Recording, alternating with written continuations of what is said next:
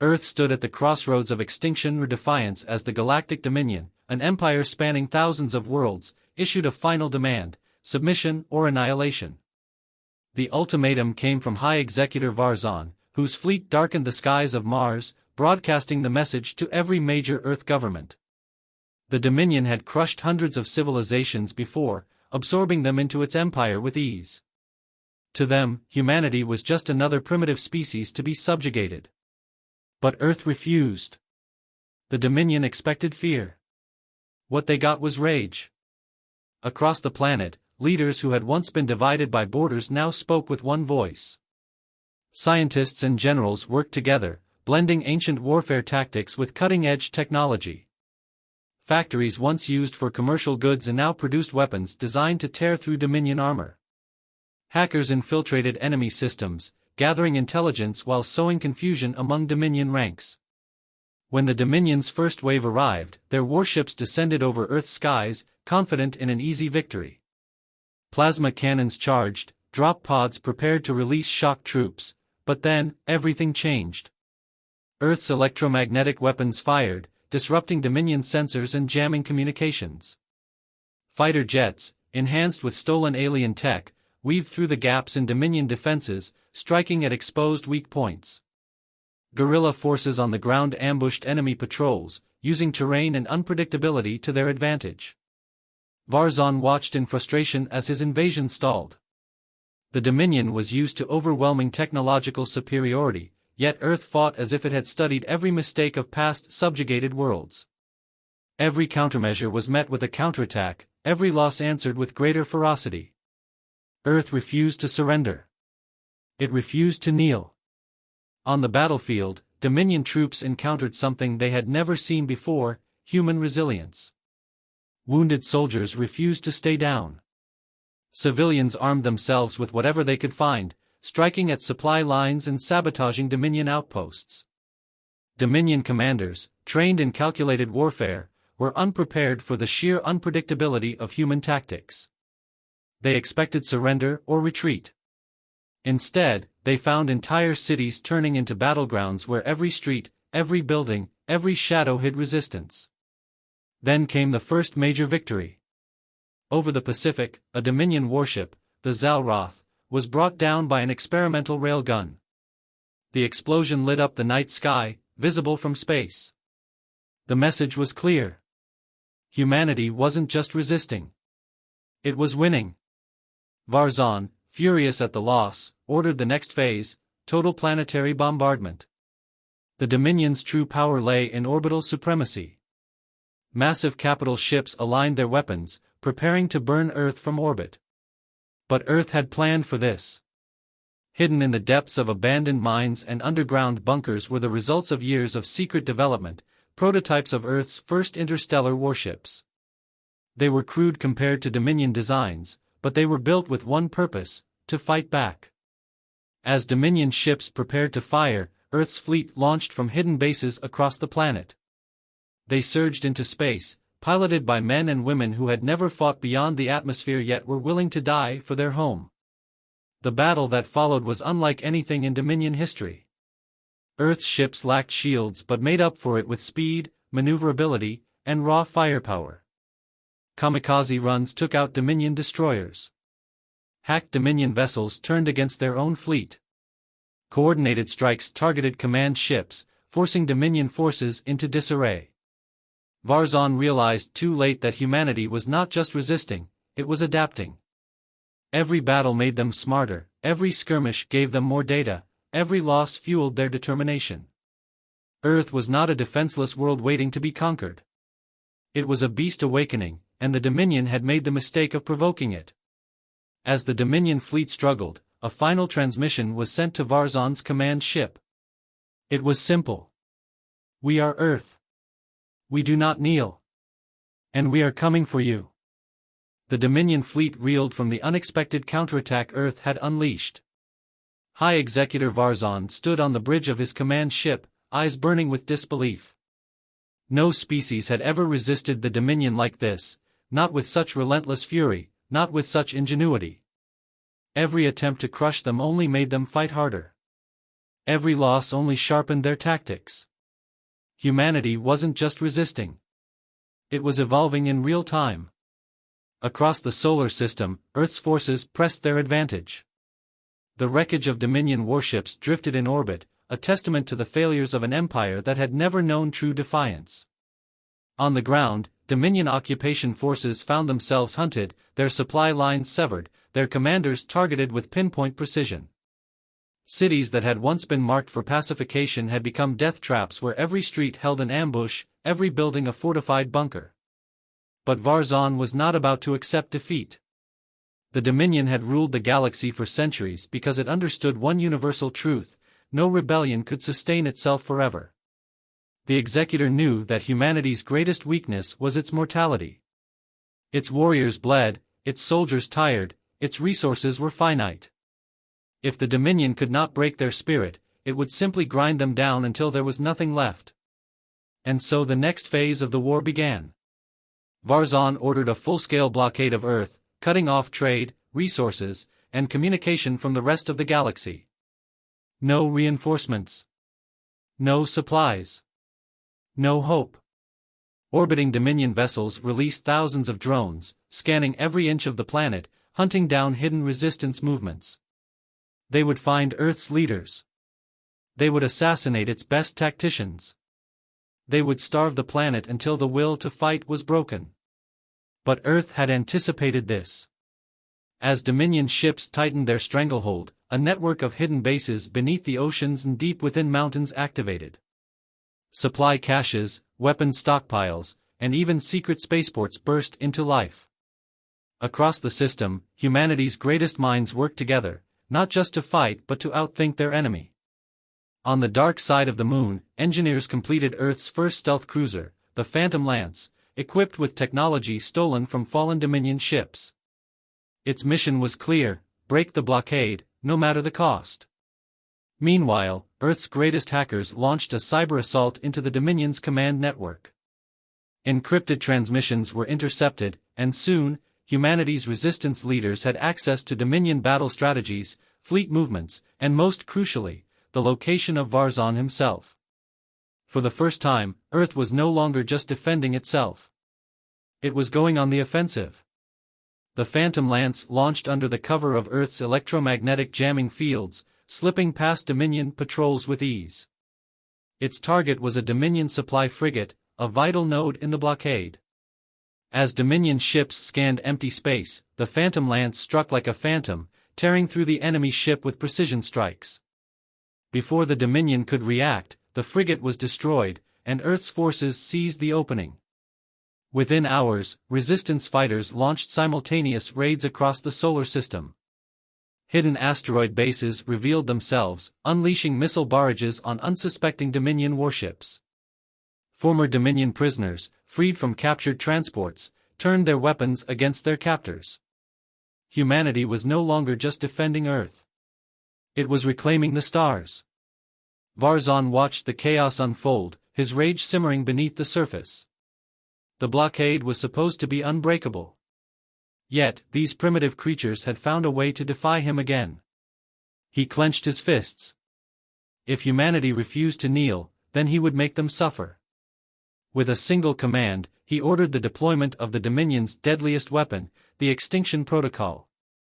A fleet of dreadnoughts, each capable of reducing entire planets to barren wastelands, began moving into position. The Dominion was finished playing games. Earth had chosen war.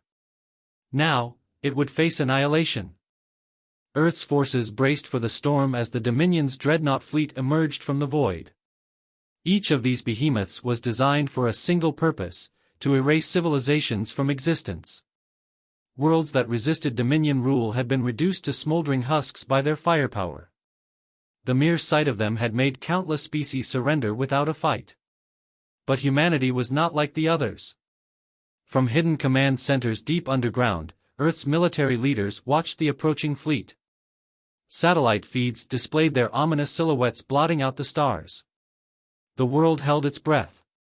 This was no longer a war of resistance. This was survival against an enemy that had abandoned conquest in favor of extermination.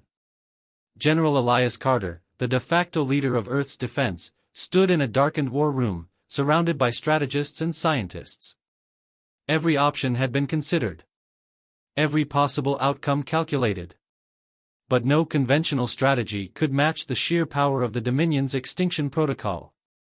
So Earth would have to do the impossible. Carter's voice cut through the tension. The only way to win was to strike first.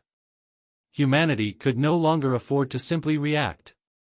The Dominion expected Earth to cower, to dig in and hope for a miracle.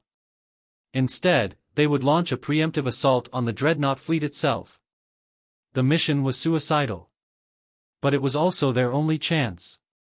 As the Dominion fleet closed in, Earth's resistance forces mobilized. The Phantom Lance, now upgraded with stolen Dominion tech, led a strike force of retrofitted warships, old cargo haulers turned into makeshift battleships, and squadrons of experimental fighters. The fleet was small, vastly outnumbered, and armed with weapons that paled in comparison to the firepower of a single dreadnought. But Earth had something the Dominion did not. Desperation. And desperation made humans unpredictable. Before the Dominion fleet could deploy its planet-killing weapons, Earth's forces launched their assault. Fighters swarmed through the dreadnought's defenses, weaving between plasma barrages, drawing fire away from the capital ships. The Phantom Lance darted through gaps in the formation, planting demolition charges along key weak points. Massive Dominion cruisers, designed for large-scale planetary bombardment, found themselves struggling against an enemy that refused to fight conventionally. Then came the next phase. In a move that no Dominion strategist could have foreseen, Earth's forces unleashed an electromagnetic pulse from a hidden lunar base. The blast disrupted the dreadnought's targeting systems, momentarily blinding them. In that single, crucial moment, the resistance struck. Missiles packed with experimental warheads, each tipped with scavenged Dominion antimatter cores, slammed into the dreadnought fleet. A chain reaction ignited in the darkness of space, sending shockwaves rippling across the battlefield. One of the massive ships lost control, colliding with another in a fiery explosion. For the first time, the unstoppable extinction protocol had suffered a setback. But Varzan had expected resistance. He had prepared for Earth's defiance. As the Dominion fleet adjusted, their weapons recalibrated. The dreadnoughts opened fire in unison, unleashing devastation unlike anything humanity had ever faced. Entire squadrons of fighters were vaporized. Earth's largest space stations were torn apart in seconds. Even as the resistance forces fought with everything they had, the sheer power of the Dominion was too much. The Phantom Lance barely evaded destruction, its hull scarred, its crew battered. Reports flooded in, half of Earth's orbital defenses were gone. The Dominion was pushing forward. Then came Varzan's final message. Surrender now, and your species will be allowed to serve. Resist, and there will be nothing left of your world but dust. General Carter stood before the war room, blood trickling down his temple from a minor wound. He listened to the transmission, his face unreadable. The fate of Earth hung in the balance. There would be no surrender. He turned to his team. It was time for Earth's final gamble. If the Dominion wanted to wipe them from existence, then humanity would make sure they paid the ultimate price for it. The war was no longer about survival. It was about vengeance. The void of space burned with the wreckage of shattered ships as Earth's forces struggled to hold the line. Dominion dreadnoughts loomed above, their weapons primed for another wave of destruction. Humanity had defied them, struck a blow no other species had dared to deliver, but it wasn't enough. The Dominion was still advancing. Earth was still dying. Inside the battered bridge of the Phantom Lance, Captain Adrian Voss gripped the command console, sweat dripping down his brow. His ship had barely survived the last assault, and now Dominion warships were closing in. The Resistance fleet was down to a fraction of its original strength. The orbital defense platforms had been obliterated. Earth's cities lay in ruins, their skies choked with smoke. And yet, surrender was not an option. From his hidden war bunker deep beneath the Rocky Mountains, General Elias Carter watched the tactical display. There was only one path forward now, a final, desperate strike at the heart of the Dominion fleet. If Earth was to fall, it would drag the enemy down with it. The plan was madness. A direct assault on the Dominion's command ship, the Zarquath, Varzan's personal dreadnought. It was the largest vessel in the fleet, a floating fortress that had crushed countless civilizations. Its shields were impenetrable, its weapons capable of glassing entire continents in seconds. But Earth's scientists had discovered something. A weakness. Varzan's ship relied on a central energy core, an ancient and irreplaceable piece of Dominion technology. It powered every system, from shields to weapons to navigation. Destroy it, and the ship would collapse.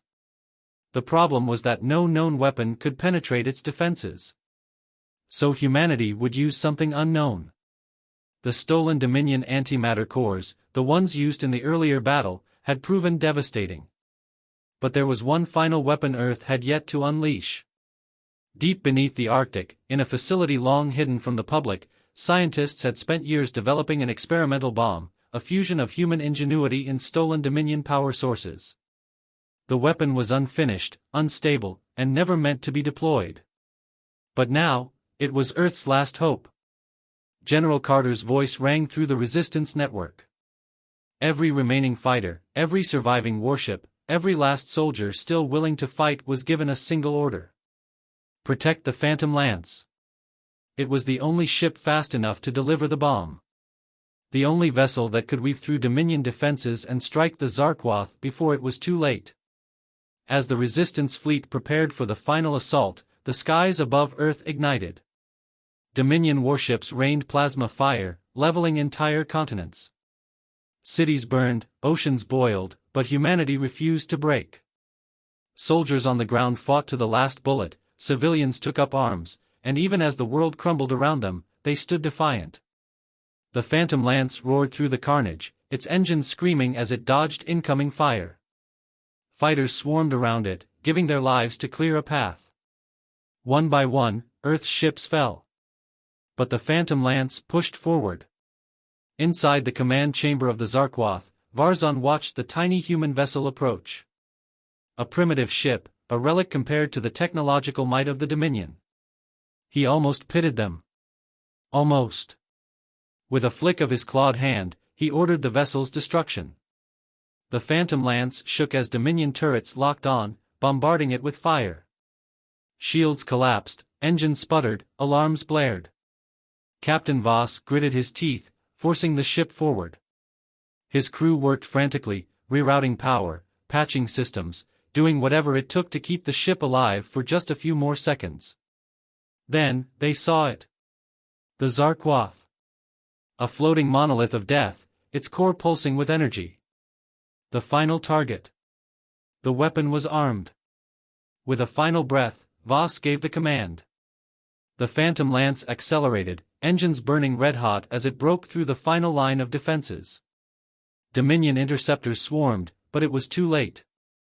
The ship was already too close. A single transmission was sent across all frequencies. For Earth. Then, a blinding explosion. The Phantom Lance vanished in a blinding sphere of destruction as the experimental bomb detonated within the heart of the Zarquath. For a moment, the battlefield fell silent. The massive Dominion dreadnought, the unbreakable fortress of High Executor Varzan, shuddered violently. The energy core, the very heart of the ship, began to crack. Then, all hell broke loose. The detonation sent a shockwave through the Dominion fleet. The Zarquath, once the symbol of the Dominion's unstoppable power, erupted from within. The explosion ripped through its reinforced hull, turning metal into molten fragments. Its shields flickered and collapsed, its weapon systems went dark, and as its reactors overloaded, the mighty warship imploded. Across the battlefield, Dominion forces watched in horror. The impossible had happened. Earth had killed a god. On the bridge of his failing flagship, Varzan staggered, his mandibles clicking in fury and disbelief. His ship was dying around him. Entire sections were breaking apart, consumed by fire. Dominion officers scrambled to contain the disaster, but it was too late. The damage was irreversible. Varzan had underestimated them. He had believed humans were just another defiant species that would crumble under the weight of the Dominion. Instead, they had struck him down with a ferocity he had never encountered. And now, as his ship spiraled toward oblivion, he realized the true horror of what he had unleashed. Humanity did not fear annihilation. It embraced it if it meant victory. With the Dominion's command ship destroyed, chaos erupted across the fleet. Without the Zarquath to coordinate them, Dominion forces faltered. Their once organized assault became a desperate scramble for survival. Earth's remaining forces seized the opportunity.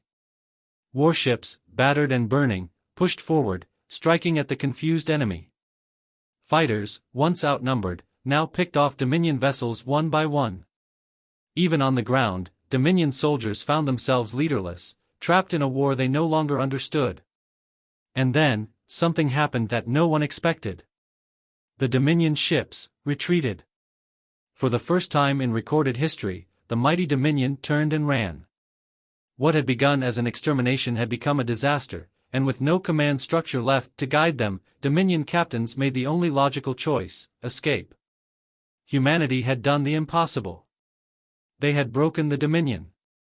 As the last of the retreating enemy ships vanished into the void, a ragged cheer rose from Earth's surviving defenders. Cities still burned. The cost had been unimaginable. But against all odds, they had survived.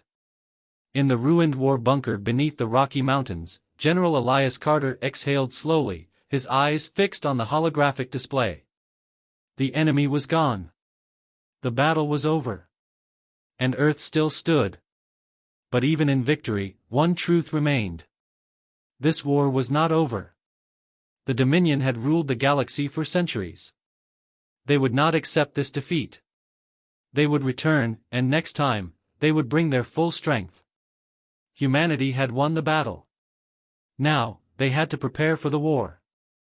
The ruins of Earth smoldered under a sky still thick with the ghosts of war. Fires burned where cities once stood. The oceans, once teeming with life, were scarred by orbital bombardments. Millions had died. Entire continents lay in ruin. But amidst the devastation, there was one undeniable truth. Humanity had survived. The Dominion had fled.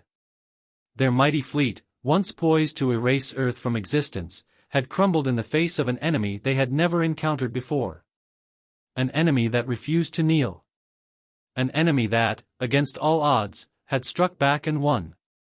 Across the planet, survivors emerged from bunkers, shelters, and the wreckage of fallen buildings. Soldiers, battered and bleeding, raised their weapons in exhausted victory. Engineers worked to restore power grids, doctors fought to save the wounded, and leaders who had once ruled separate nations now stood as one. General Elias Carter stood atop a ruined skyscraper, overlooking what was left of Washington, D.C. Smoke still curled into the sky, but through it, he could see the stars. The same stars where Dominion ships had once held Earth hostage. Now, those stars held the future. Because Earth was no longer just a planet fighting for survival. It was a force preparing for war. In the hidden shipyards buried beneath the ice of Antarctica, Earth's engineers were already at work. Salvaging Dominion wreckage. Studying their technology. Learning how to build ships capable of taking the fight beyond Earth's skies. The Phantom Lance had proven that humanity could strike into the void, but it had been a single ship, a desperate gamble. The next time, Earth would be ready with a fleet. From underground laboratories, scientists studied captured Dominion soldiers. Analyzing their biology. Understanding their weaknesses. Learning how to fight them more efficiently. Every Dominion weapon recovered, every scrap of data stolen from their systems, was now being repurposed for the greatest arms race humanity had ever known. And from deep space listening posts, intelligence operatives monitored Dominion transmissions. What they found sent a chill through every strategist and commander on Earth. The Dominion was reeling. The death of High Executor Varzan had sent shockwaves through their empire. No species had ever slain one of their highest leaders in battle. Entire Dominion factions were in disarray. Some commanders had abandoned their posts.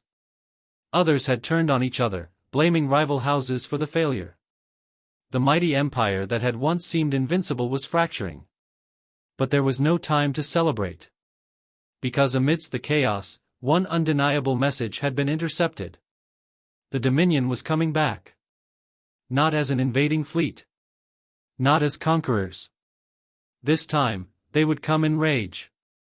This time, they would burn not just Earth, but every trace of humanity from the cosmos. General Carter turned away from the ruined skyline and stepped inside the newly built War Command Center. Engineers saluted him as he passed, scientists showed him blueprints for new warships, and tacticians presented battle strategies for a future no one could avoid. This was no longer about survival. Earth had been marked for extinction. And if the Dominion wanted war, then humanity would give them a war like nothing the galaxy had ever seen. The cold darkness of space stretched endlessly before them, no longer a boundary but a battlefield waiting to be claimed. Earth was no longer the hunted. It was the hunter. In the months following the Dominion's retreat, humanity had done the impossible. Beneath the icy plains of Antarctica, shipyards now churned out warships built from salvaged Dominion technology. The first true fleet of Earth's new era, ships armored in hybrid alloys, weapons enhanced with stolen plasma-based systems, was nearly complete. This was no longer a resistance. This was vengeance. General Elias Carter stood on the bridge of Earth's first dreadnought, the Iron Resolve, a ship unlike anything humanity had ever built.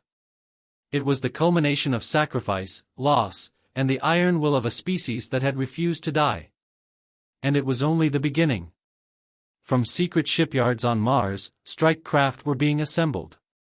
On the moons of Jupiter, testing had begun on new warheads, ones designed to pierce the hulls of even the Dominion's most advanced vessels. On hidden outposts across the system, the best and brightest minds worked tirelessly, perfecting the strategies that would turn Earth from a desperate survivor into a galactic superpower. But Earth was not waiting for the Dominion to strike first. No, this time, humanity would take the war to them. Through stolen Dominion data, Earth's intelligence forces had uncovered something the enemy had never wanted them to know: the location of the Dominion's core worlds. The very heart of the Empire. The place from which they had ruled for centuries without challenge. The Dominion believed Earth was still weak, still recovering. They had no idea that humanity had already begun its counterattack. A fleet of stealth ships, built in secret from the remains of the Phantom Lance, had already slipped past enemy patrols, infiltrating Dominion space.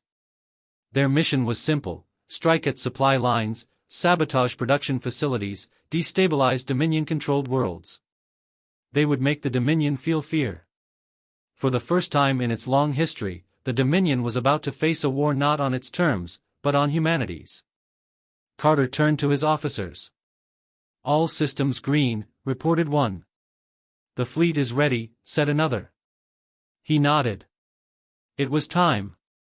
No longer would Earth wait for annihilation. No longer would they fight with their backs against the wall. The Dominion had come to erase humanity. Now humanity would erase the Dominion. With a single command, the Iron Resolve and its fleet roared to life, engines blazing as they burned toward the stars. Earth's war had just begun.